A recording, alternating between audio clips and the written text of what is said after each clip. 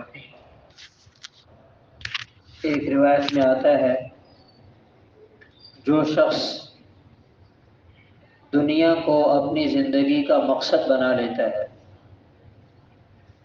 اس کے دن رات دنیا کے لیے لگ رہے ہیں، صبح و شام اسی کی فکر اور اسی کی کوشش میں لگا ہوا ہے، اللہ تعالیٰ اسے 4 چیزوں میں مبتلا کر دیتے ہیں۔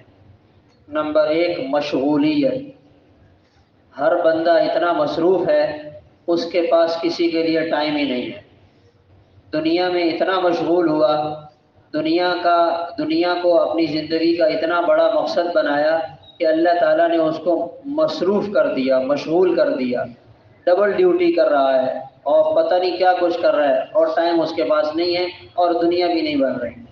نمبر 2 اللہ تعالیٰ اس پر غم مسلط کر دیتے ہیں، ٹینشن، نفسیاتی مریض بن گیا، دماغ غائب رہتا ہے، کچھ پتہ نہیں کیا بول رہا ہے، دکان پہ کیا لے رہا ہے، کیا دے رہا ہے، غائب دماغی کے ساتھ چل رہا ہے، غم۔ نمبر 3 اللہ تعالیٰ اس پر فقر کا خوف مسلط کر دیتے ہیں، یعنی پریشانی اتنی بڑی نہیں ہے مگر پریشانی یہ ہے کہ کل کو کیا ہوگا، 10 سال کے بعد کیا ہوگا، مستقبل میں کیا ہوگا، یہ خوف اس پر فقر کا مسلط ہو جاتا ہے۔ اور چوتھی چیز یہ ہے کہ وہ لمبی لمبی امیدیں بناتا رہتا ہے۔ تو ہمیں دنیا کی ضرورت ہے، اس میں کوئی شک نہیں ہے، ہم نے یہاں رہنا ہے، حقوق ادا کرنے ہیں، مگر یہ ہماری زندگی کا مقصد نہیں ہے، مقصد اللہ تعالیٰ کو راضی کرنا ہے۔